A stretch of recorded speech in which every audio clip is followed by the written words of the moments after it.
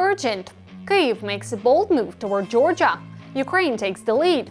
Tbilisi begins to shake off Russia's heavy yoke. At the same time, Russia is burning. Ukrainian drones have turned the sky over Putin's empire into a zone of fire. Moscow is terrified it could be next.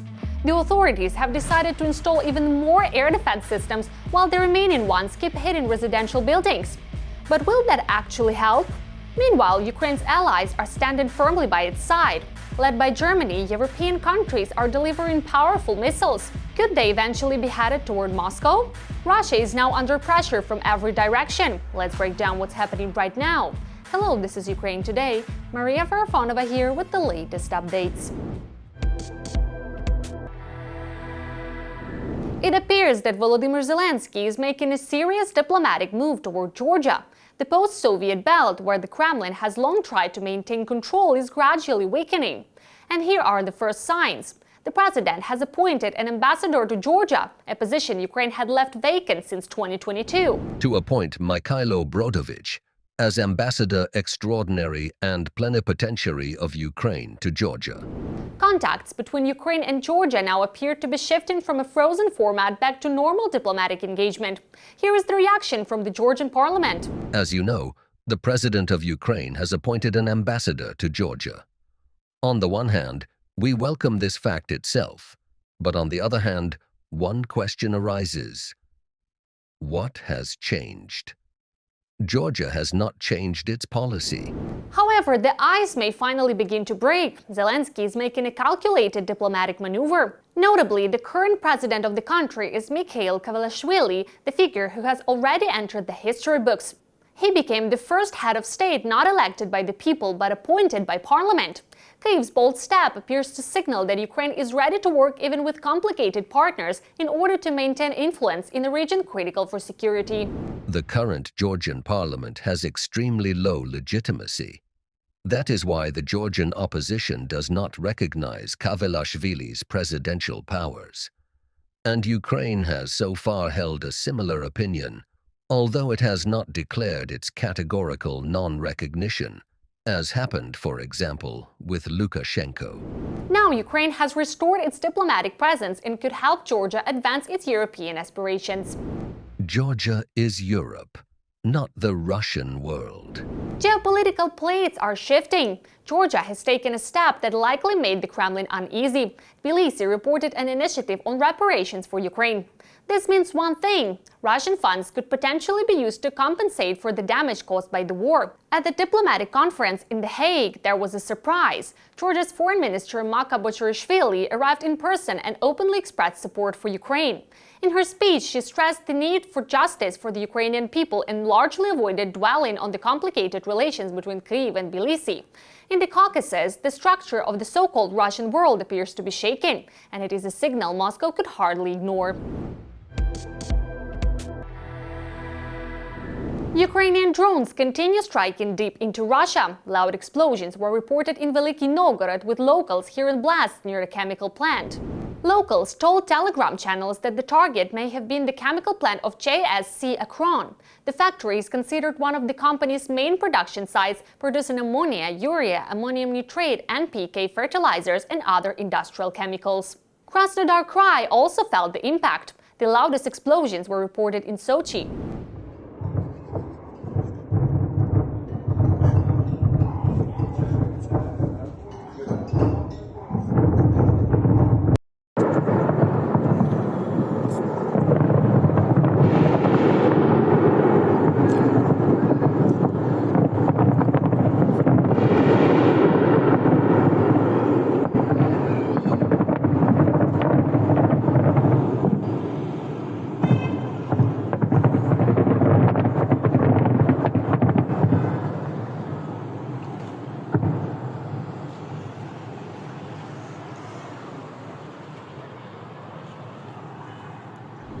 Russia's air defenses tried to intercept the attacks but overdid it slightly. Social media reports claimed that a missile from the air defense system hit a building, causing a fire. Russian Telegram channels also report drone debris falling in Anapa, Okhtyrsky settlement and Krymsk. Additionally, something is burning intensely in Temryuk, likely near the seaport terminal.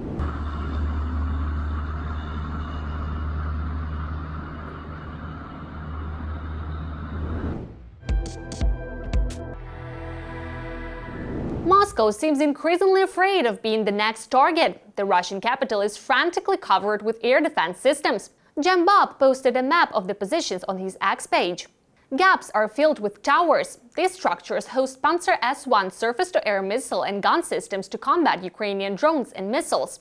Using elevated towers expands the detection and engagement range of small, low-flying targets. The towers consist of mounts covered with plates and metal structures where the Panzer S-1 systems are installed. Notably, once placed on these towers, the Panzer S-1 units completely lose their mobility. The reinforcement of Moscow's air defense may be linked to the increasing range and effectiveness of Ukrainian cruise missiles and drones. Ukrainian long-range systems are penetrating deeper into Russian airspace, bypassing air defenses and striking critical strategic targets. In this context, Moscow likely fears that the Russian capital could become a primary target in future massive attacks.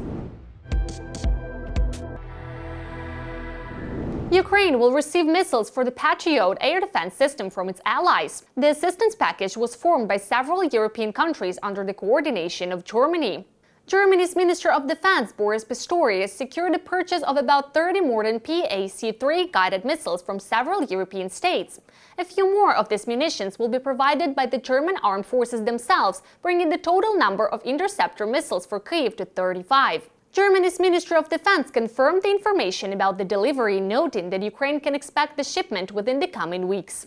According to estimates by German officers, Ukraine uses an average of 60 Patriot missiles per month.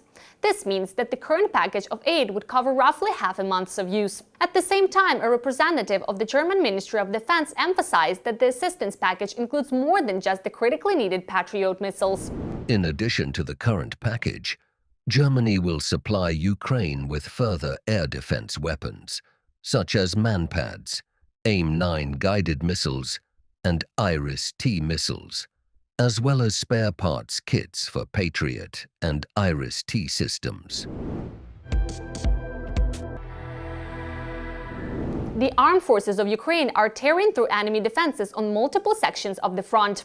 The most noticeable successes are being recorded in the south of the country. At the same time, precise strikes against Russian military facilities deep behind the front lines are creating serious problems for the occupiers with weapon supply and logistics. More on the advance of Ukrainian defenders in the following report. The armed forces of Ukraine are disrupting the Russians' plans.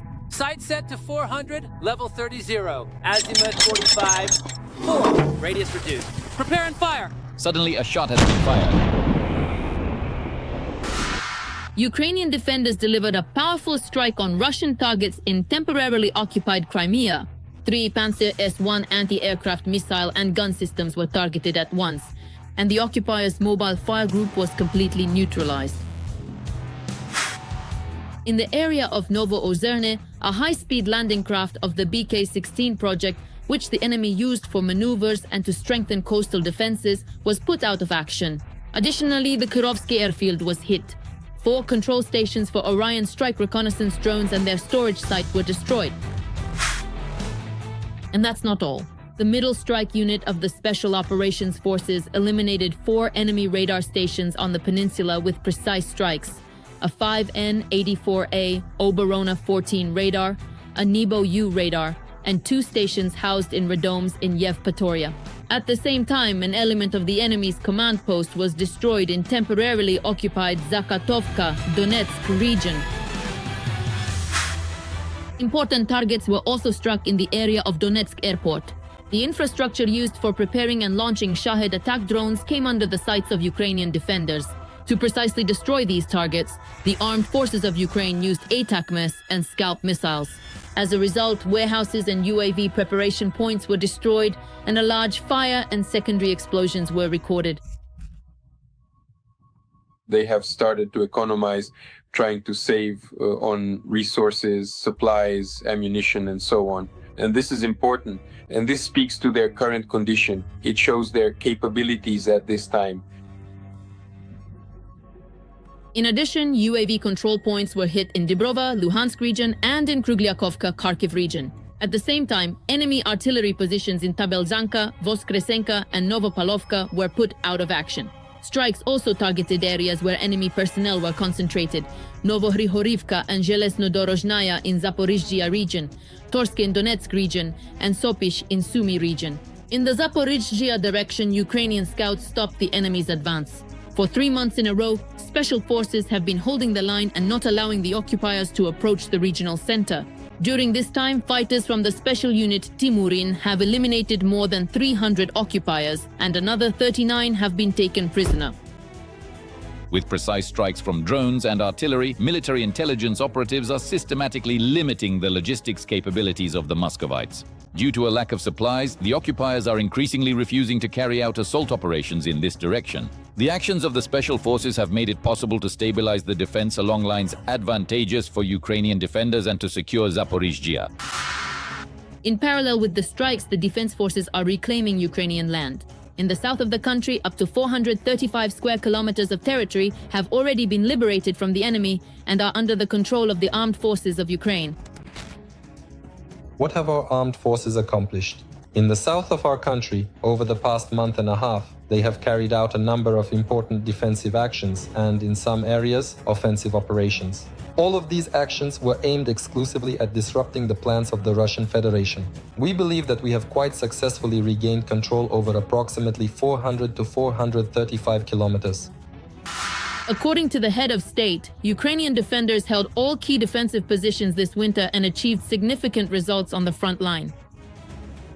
Their losses over the past month are greater than the number of troops they bring in. That's the first point. And secondly, the last month, which is already this year, February. So the amount of territory by area that they captured and that our units, our forces recaptured and took back, well, our numbers are higher. However, despite colossal losses both deep in the rear and on the front line, the Kremlin's plans remain unchanged. Moscow is not giving up on its ambitions and is still betting on a spring offensive. The main goal of the occupiers is the east of Ukraine. The main objectives are the east of our country, the capture of Donetsk and Luhansk regions. Basically, their plans have not changed. There is a delay because they are unable to achieve this with the means and forces they currently have, due to the actions of our armed forces. In addition, the southern direction was also considered. And while in Moscow they frantically draw new lines of advance on their maps, the reality both at the front and in the rear looks quite different. The Ukrainian army is not only disrupting the enemy's plans, but is also gradually seizing the initiative, destroying logistics, knocking out air defense systems, reclaiming territory, and holding key positions. Another rich catch for the armed forces of Ukraine. A very important aerial target has been shot down. The occupiers' military aviation is going through difficult times. Ukrainian defenders are massively destroying their aircraft, and with the machines, highly trained pilots as well. All the details in the report. On the late night of March 5th, the Ukrainian Navy, working in close coordination with Specialized Operations Forces units, successfully struck the Sivash drilling platform located in the Black Sea, where various Russian military units were currently stationed. This platform was used by the enemy as an observation post, a communications relay point, and a site for deploying electronic warfare and short-range air defense systems with the purpose of controlling strike UAVs that were aimed at attacking the infrastructure of Odessa and Mykolaiv regions and posed a threat to civilian shipping. As a result of the combat operations carried out by maritime unmanned drones and aerial unmanned vehicles, enemy command and communication assets were struck, and significant personnel losses were inflicted. The armed forces of Ukraine have also successfully managed to destroy a Russian Kamov Ka-27 military helicopter while it was attempting to perform a landing on the offshore drilling platform. We regularly drive the Russians out of there as part of our planned operations, but this time the events unfolded much more dramatically for them, because now even if someone is still left on one of those platforms, they will have to wait a long time for evacuation, and it will be much more difficult precisely because the landing site is now blocked by the destroyed helicopter. The Ukrainian Defense Forces used various means: drones, unmanned boats, and also operated from the air. The approach was carefully planned, taking into account the types of weapons present there. The helicopter was shot down as it was landing, and all the equipment there was damaged. They used that tower for signal relay and electronic warfare suppression. 2 weeks ago, the Defense Forces destroyed 2 more Russian helicopters using strike drones, a multi-purpose Mi-8 and an attack K-52. The Russian birds were attacked at the Pugachevka airfield in the Oriol region. It is likely that the Russians are using this site as a forward airfield for a combined helicopter unit tasked with intercepting Ukrainian long-range UAVs. The destroyed multipurpose Mi-8 helicopter, tail number 53, belonged to the 319th Separate Helicopter Regiment, based in Chernigovka, Primorsky Krai, Russia. The Ka-52 Alligator attack helicopter, tail number 18, belonged to the 16th Army Aviation Brigade, located in Zernograd, Rostov region. Ukrainian systematic attacks on airfields and locations where Russian aviation is based have revealed that the occupiers have serious problems, a shortage of pilots. Ukrainian forces are increasingly succeeding in striking Russian aircraft right on the ground. In other words, the Kremlin simply doesn't have enough pilots to relocate planes and helicopters. The effectiveness of Ukrainian drone strikes has also increased significantly. Preemptive actions are more effective than trying to counter these assets once they're already in the air. We see this thanks to technological advancements, the adoption of new types of weaponry, and the modernization of old ones, as well as the training of maintenance personnel. According to open sources, the deaths of about 110 combat aircraft pilots and more than 150 attack and transport helicopter pilots have been confirmed. That is, the total losses among Russian pilots since the beginning of the full-scale invasion amount to at least 260 pilots. And this does not include accidents and incidents that have occurred with Russian aviation on the territory of Russia itself. China is already turning against Russia. Beijing is strengthening its influence in Central Asia and gradually absorbing regions of Russia that it historically considers its own. And now there's also an economic hit. The United States wants to redirect China toward American oil. Washington is considering asking Beijing to buy less oil from Russia and Iran and more from the United States ahead of the planned summit between Donald Trump and Xi Jinping in April. Here are the details. Russia and China are increasingly talking about a friendship without limits. Moscow calls Beijing its main strategic partner. But now a new geopolitical game is beginning around this friendship called Russian oil. And when it comes to the deep and enduring Russian-Chinese relations, you can very confidently say that absolutely any time of the year feels just like the blossoming of spring. In early April, Trump is preparing his visit to China. And it is there that the US is considering the possibility of asking Xi to reduce purchases of oil from Russia and instead buy more American oil. But it is impossible to imagine that the loss of, say, Russian oil volumes would maintain normal conditions in the global energy sector and the world economy. Rather, a drop in oil volumes would lead to a decline in the Russian economy. But that's one thing. No matter how you look at it, China is currently one of the major buyers of this very oil. And on top of that, Putin is selling it to his friend at a good discount. As for Putin, he simply has no other choice. If something really does happen in China and China suddenly stops buying, then things will get really bad. Of course, it simply doesn't make any logical sense for China to refuse this. Given the current circumstances, I honestly don't see what kind of deal or incentive Trump could realistically offer that would make China refuse at this particular stage. At the same time, in the West, people are increasingly saying that China has significant influence over the Russian economy and therefore can use this influence politically. But, this war is fully supported by China, and China could call Vladimir Putin and end this war as soon as tomorrow by stopping the supply of dual-use technologies that they are selling. Beijing is gradually expanding its economic presence even in regions that were previously considered Russia's sphere of influence, for example, in the countries of Central Asia. China is strengthening its influence in Central Asia. In Kazakhstan, it is ready to build a nuclear power plant. In Uzbekistan and Kyrgyzstan, it seeks to capture the automotive markets. In Tajikistan, it is claiming the mining industry. China is investing in roads, railways, and infrastructure. Today, it is already the largest trading partner for many countries. This process has been going on for a very, very long time. Chinese interests in Central Asia, well, they are at different levels in different countries, but they have been present almost from the very beginning after the collapse of the Soviet Union. China's influence there has grown so much that it has become visible to the naked eye. Previously, it was noticeable only to those who closely studied these countries. Of course, Russia's influence is still felt, but it is decreasing with each passing year. Since I already mentioned the friendship without limits, it's precisely about the fact that China is strengthening its position even within Russia itself, especially in the Far East. And it seems that the Russians themselves don't really like this very much. And the Chinese have long been saying, look, Baikal is ours. I'm telling you, soon enough they'll be saying that Crimea is ours too. They're already using all our resources, gold, coal, oil, gas. They use everything. It's a global power. We live in poverty. Although the funniest thing is that it's actually Russia inviting Chinese companies counting on investment and regional development. Putin has made a lot of old Soviet jokes come true. There was this old Soviet joke, the night on the Finnish-Chinese border passed quietly. And now Putin is moving at an accelerated pace toward making that joke a reality. And undoubtedly, as of today, Russia depends on China in every respect. Interestingly, there's already panic inside Russia. Russian media are claiming that China intends to reclaim its territories. Chinese history textbooks very often mention that almost all of Siberia, including Western Siberia up to the Tomsk region, are temporarily lost Chinese lands. And here, apparently, Xi has decided to play by the Kremlin's rules. After all, Putin also likes to tie everything to history.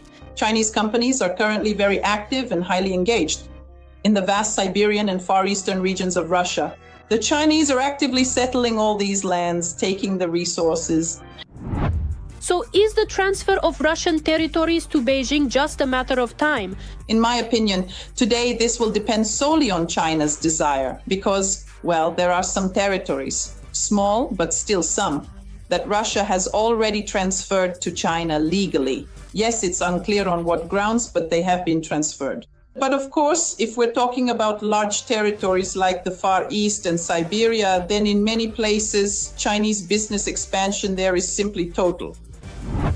It seems that the policy of the Celestial Empire is quite simple. Xi simply chooses what is most beneficial for him, and it doesn't matter whether Putin is involved or not.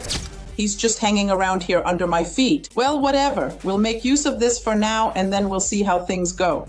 If it's profitable, we'll stay in some kind of relationship. If it's not profitable, we'll just walk away. Let Putin go on living in his rosy dreams about a reliable partner in the form of China. In reality, though, Beijing acts according to its own logic. It takes resources, technology, and investments, but never takes risks for someone else's interests. That's all for now. Stay with us to be the first to know what's happening right now. Don't forget to subscribe and hit the like button. See you soon!